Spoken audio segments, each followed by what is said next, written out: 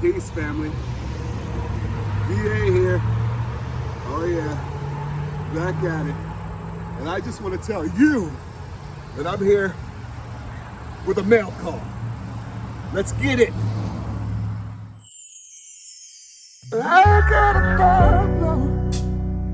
I got a strange addiction. Somebody help me. I need an intervention. It ain't alcohol or weed. There's just one thing that I need. I got an addiction to fruit trees. Got an addiction to fruit trees.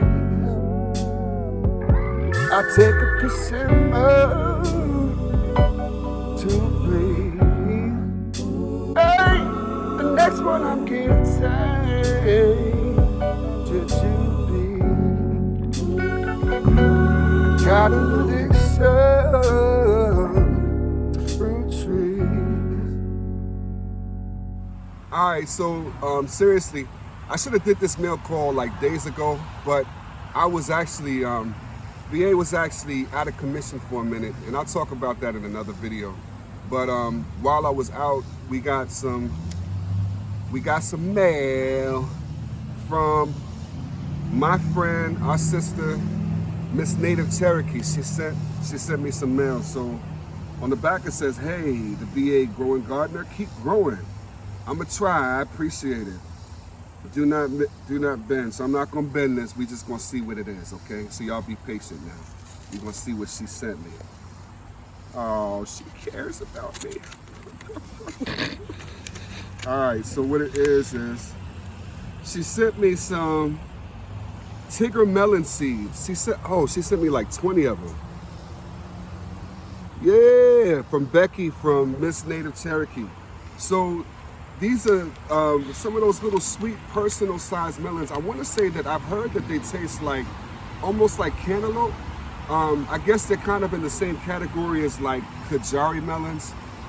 So I'm gonna try growing these next spring, and you know, we'll hold on to these and keep these nice and fresh. But I appreciate it. I'm gonna leave a link to her channel. She's got awesome information. You know, she does her thing out there. So I appreciate you, Miss Native Cherokee. Thank you so much. And y'all go check her out. Tell her VA sent you. Peace. Fam. So I was actually gonna cut the video where I cut it with the mail call, but since I got my little camera lady here, I'm gonna just go ahead and get into the other subject. So I guess this is kind of part 2 of the same video. Why I was out of commission. And you know I go out of commission quite a bit, you know, for different personal reasons, but this time it was a situation with my health. I had came home, and I think it was actually like, so my birthday was on the 9th of August. And I think it was the night before my birthday. Was it the night before my birthday, camera lady, or was it 2 nights before? The night before. The night before, okay. So the night before my birthday, I came home from work, and it was like, when I was on my way home, my head was pounding like just crazy. So I ended up, it was so bad, and I get headaches, so I didn't really think too much of it, but it was so bad that I had to put my shades on my way home.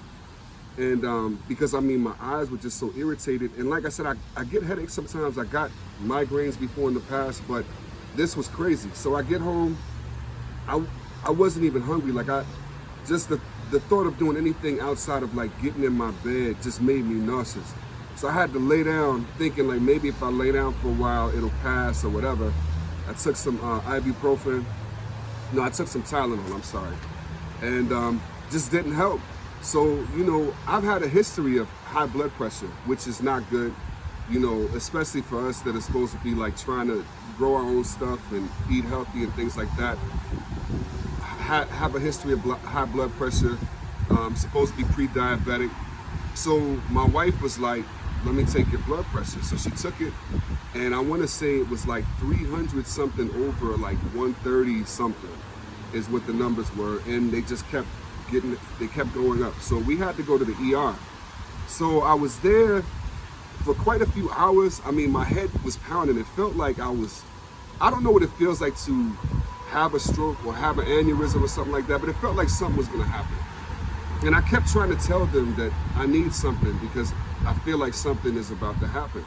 And it took them hours before they even gave me anything. It reminded me of like those COVID stories where people would say that they went to the ER and they would ask for like pain medicine and they just wouldn't give it to them. Or they would take their sweet time giving it to them. And that's what it was like. So I just figured, let me stop asking them for anything and maybe they'll give me something. So I got admitted to like, it wasn't even like a room. It was like a, I don't know, sort of a room, but A trauma room. A trauma room. Yeah, it was the trauma room. So it wasn't like a real room, it was the trauma room. So they took 8 EKGs, they took scans of my head.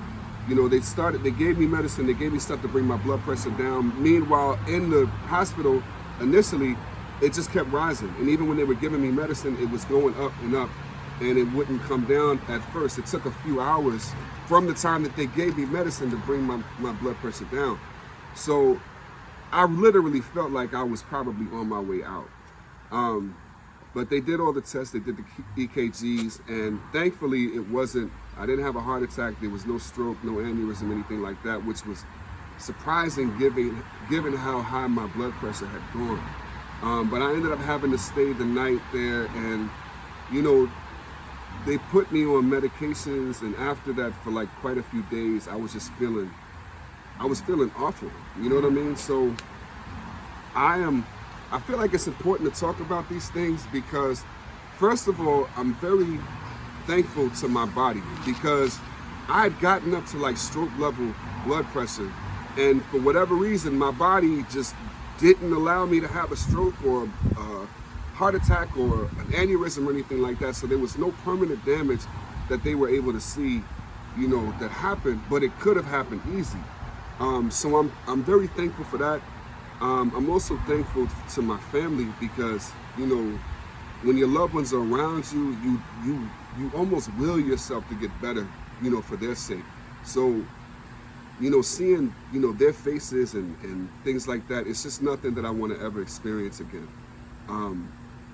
But it's important for me to talk about this because we talk a lot about growing our own, eating our own, and things like that.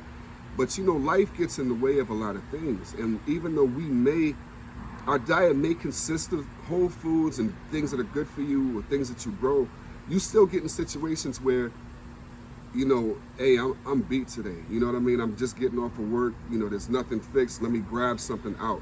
Or, man, I got a taste for such and such. Or you might get stressed out or you might get upset about something and you just find yourself eating things that you shouldn't eat. So like, even though you're eating healthy things, it's like those unhealthy things, they still affect your health, man. So I'm just going to say that, again, I'm thankful. And I feel like my message today would be I'm going to just say for myself, if there's anybody else that's feeling the same way, then, roll with me. But I'm trying to do things to change my lifestyle, my life habits. Like, I'm trying not to go eat no more. You know what I mean? Especially not until I get my blood pressure to the point where I don't have to take any medicines. Because now I'm on 4 different medicines. So I'm on 4 different blood pressure medicines, and they all seem to wreak havoc on my body.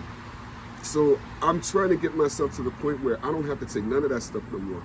One of the things that my wife, Honey B, noticed, and this was like, and she mentioned it before this happened, but she said it, like, reiterated it after this happened. She was like, you look like all your muscle is gone, which is, that's a bad sign. Like, just, briefly about me, like, I went through stages. Like, I've always had situations where my weight is fluctuating, but I went through stages where I used to like hit the gym really hard. Like, at one point when I was, in my early to mid 20s, I was taking creatine, protein.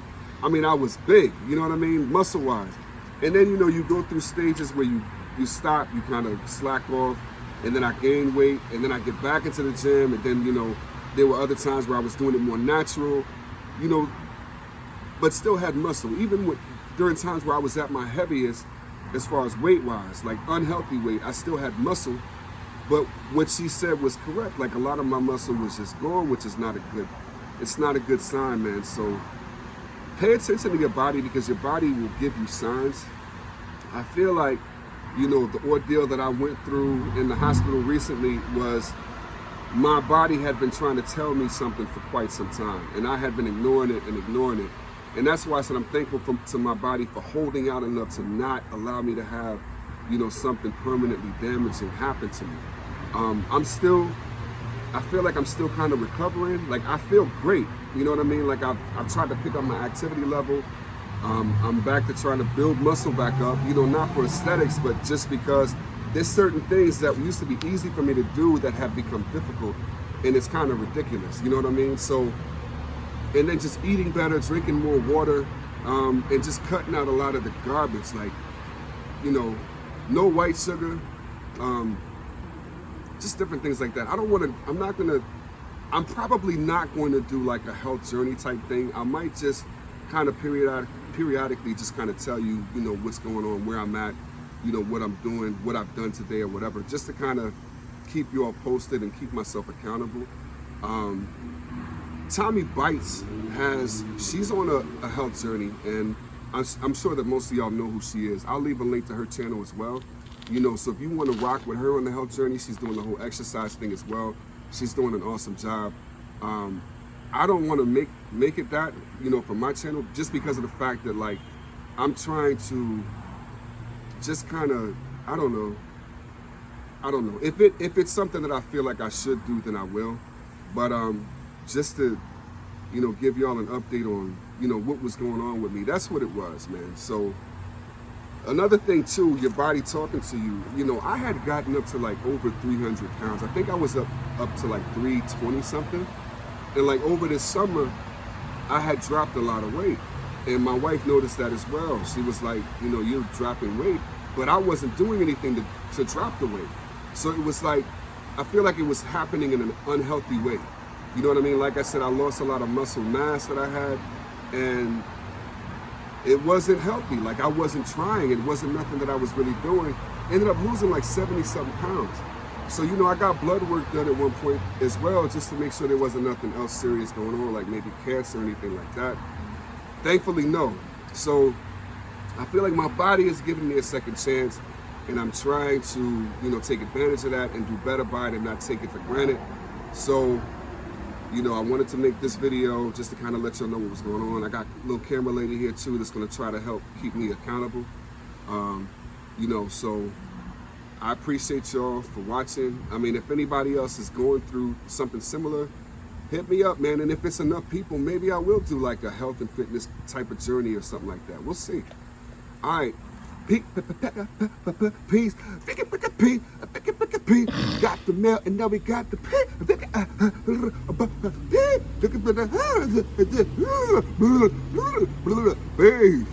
Good one, Pops.